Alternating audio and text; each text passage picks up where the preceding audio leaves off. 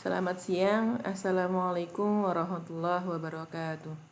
Hari ini Senin 27 Juli 2020, kita akan membaca agenda program Ekskul Komputer SMP Negeri 62 Surabaya untuk adik-adik yang ada laptop. Karena saya membuat dua video ya, satu video untuk yang berisi knowledge untuk adik-adik yang tidak ada laptop. Jadi tadi kami belajar internet, untuk adik-adik yang ada laptop, kita akan belajar tentang apa? Nah, sebentar, kita baca dulu. Satu, siswa siap di depan laptop masing-masing. Kemudian kita ada baiknya memulai dengan doa sesuai dengan keyakinan agar apa yang kita lakukan bermanfaat dan berkah. Kemudian yang ketiga, silakan download materi yang saya berikan di link ya, nanti ada di grup, silakan dicek. Setelah di-download, boleh langsung dibaca dari sana, kemudian dipraktekkan langkah-langkahnya sebagaimana yang ada di dokumen, atau boleh sambil menonton video ini, karena di video ini sekaligus contoh implementasi dari apa yang kita lakukan. Jadi sebaiknya sih ditonton. Kemudian setelah adik-adik menonton dan mempraktekkan, silakan nanti mengerjakan soal evaluasi sesuai form yang akan saya bagikan lewat grup WA juga. Setelah itu selesai, bisa istirahat. Apa materi kita minggu ini? Materi kita minggu ini adalah masih tentang membuat video ya. Namanya screen recording, jadi video yang ada di laptop kita. Buat apa sih? Wah, ini buat banyak banget ya. Yang pertama jelas YouTuber itu yang pakai. Tetapi selain itu emang yang ekskul komputer disuruh jadi YouTuber Kak, nggak harus sih. Tetapi kalau ada tugas dari guru misalnya apalah mengerjakan biologi atau IPA atau IPS. Saya nggak tahu ya SMP itu IPA atau IPS atau biologi ya. Ya pokoknya mata pelajaran begitu, adik-adik bisa membuat dalam bentuk video, kan keren itu dikirim ke gurunya. Nah, memvideokan aktivitas di dalam laptop itu istilahnya disebut dengan screen recording atau merekam layar. Nah, aktivitas ini paling sering dilakukan memang oleh konten kreator, yaitu YouTuber. Entah itu bentuknya video tutorial Facebookan, tutorial pakai Photoshop, atau bahkan tutorial pakai game ya.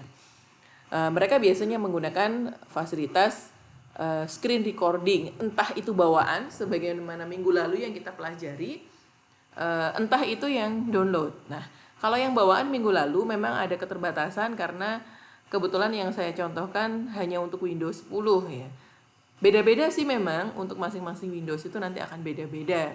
Nah, untuk OBS ini kita tidak perlu terkendala dengan versi Windows yang berbeda-beda, karena OBS ini bisa jalan di beberapa versi Windows, bahkan ada yang 32 bit maupun 64 bit. Kita tinggal sesuaikan saja dengan installer yang kita download dari source-nya. Nah, kenapa saya pakai OBS?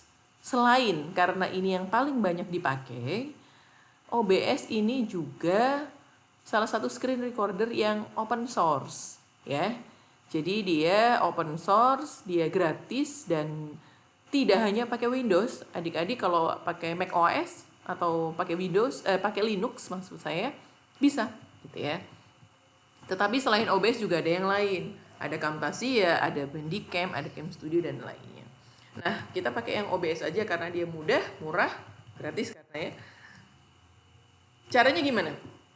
Silakan download dulu di obsproject.com. Karena ini open source, maka kita tidak perlu nge-crack, kita tidak perlu memasukkan serial number, kita tidak perlu mencari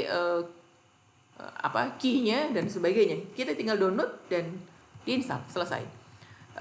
Contohnya di sini di laptop saya simpan bersama folder ekskul kita ya. Ada yang paling bawah itu OBS Studio 25.0.8 full installer untuk laptop saya kebetulan 62 bit. 64 maaf. Kemudian seperti biasa di double klik saja, klik gitu ya, di double klik 2 kali atau klik sekali dengan enter dan tinggal next. Tetapi kalau misalnya kok gimana ya nextnya, kalau misalnya memang nggak pede, silakan di download tutorialnya di YouTube berikut. Gak harus download, bisalah ditonton. Nah, kalau sudah instalasi selesai, ini adalah tampilan utama dari jendela OBS. Seperti ini, hitam gitu ya. Kemudian biar ya gampang-gampang aja sebagai perkenalan, kita mulai merekam aktivitas yang mudah, yaitu ya yang ada di kita, Word aja atau apapun terserah, Word boleh. Nah, ini dia. Caranya gimana? Caranya adalah silakan arahkan kursor adik-adik ke kotak yang saya kasih tanda merah. Di situ tulisannya source. Nah, di situ kemudian, oh ya, sebelum itu buka dulu aplikasi yang hendak direcord ya, misalnya Word atau Notepad, terserah lah. Dibuka, setelah dibuka baru kita lanjutkan ini. Klik tanda plus di kotak warna merah itu, sehingga nanti akan muncul pilihan seperti ini. Ketika plus sudah kita klik, akan muncul pilihan apakah kita pakai audio dan sebagainya, ada image dan sebagainya. Karena kita mau men-screen video atau screen capture dari aplikasi yang berjalan seperti ini ya. Saya sedang menjalankan aplikasi Adobe Acrobat Reader. Nah, ini Windows Capture. Setelah diklik, maka akan muncul kotak dialog seperti ini, ya udah di oke aja.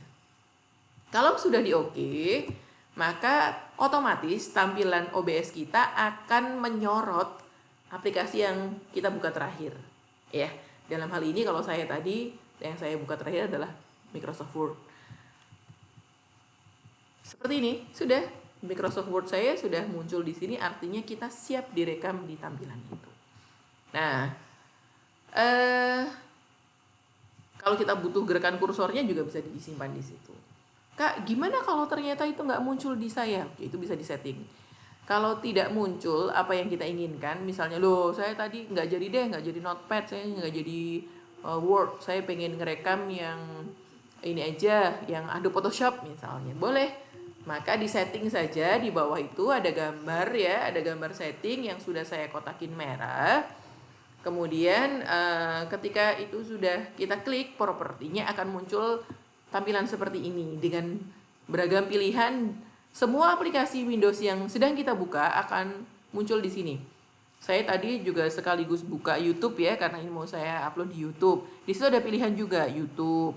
Kemudian ada snipping tool, ketika saya nge-crop saya pakai snipping tool. Kemudian saya buka foldernya, semuanya dia akan terbuka sehingga terserah adik-adik mau menyesuaikan mana yang mau di screen recording.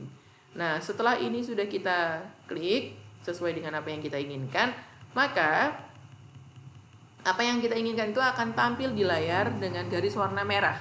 Semua yang ada di garis warna merah itu siap direkam. Nah, kita bisa membesarkan dan mengecilkan tampilan dengan cara menggeser dan mendrag. Jadi kita bisa misalnya, itu saya nggak mau tuh kalau Word-nya tampil semuanya begitu besar. Saya pengen yang tampil hanya layar bagian kertasnya saja. Itu bisa di-drag, silakan dicoba ya, digeser, di-drag dan sebagainya. Nah, kalau sudah, perhatikan pojok kanan bawah. Nih, tampilan ini pojok kanan bawah ada tulisan start recording. Bahkan di situ sebenarnya ada start streaming. Karena memang OBS sudah bisa langsung juga dia connect kalau kita mau streaming. Nah, diklik aja yang start recording, kemudian klik selamat merekam. Nah, kalau sudah, silakan selesai stop. Jadi pada saat kita merekam, tombolnya itu akan berubah menjadi stop recording. Jadi pada awal, jadi tombol stop dan start itu satu tempat maksudnya. Ketika kita start, maka tombol itu artinya kita berjalan terus dipakai OBS. Dan nanti kalau sudah selesai, maka kita tinggal klik tombol start yang berubah menjadi stop tadi. Kalau sudah kita tekan stop, tombolnya akan berubah menjadi start lagi. Seperti itu, silakan dicoba ya. Nah, Kak, kok cuman gitu aja sih, Kak? Nah, ini ada catatan untuk mencoba-coba lagi biar lebih advance beneran kayak YouTuber gitu kan. Kita bisa mengeluarkan gambar kita di dalam video dengan cara menambahkan source itu tadi yang kayak tadi. Tetapi kali ini kita memilihnya video capture device. Nah, secara otomatis nanti dia akan menampilkan wajah kita dari sorot apa itu namanya, webcam yang ada di laptop. Nah, kalau sudah ada di webcam begitu, nanti ada thumbnail yang akan kita bisa setting lagi besar atau kecil, posisinya di pojok kanan bawah, kanan atas dan sebagainya bisa disetting. Nah, itu adalah tampilan untuk thumbnail wajah kita di screen capture yang ada di OBS. Selamat mencoba adik-adik. Insya Allah nggak susah ya. Apalagi kalau sudah seneng kan, anak muda zaman sekarang tuh kan cepet banget belajar begini-beginian. Kalau sudah mencoba dan sudah berhasil, silakan nanti jangan lupa untuk melaporkan di lembar evaluasi ya, yang akan saya kirimkan lewat WA. Selamat belajar dan tetap semangat. Assalamualaikum warahmatullahi wabarakatuh.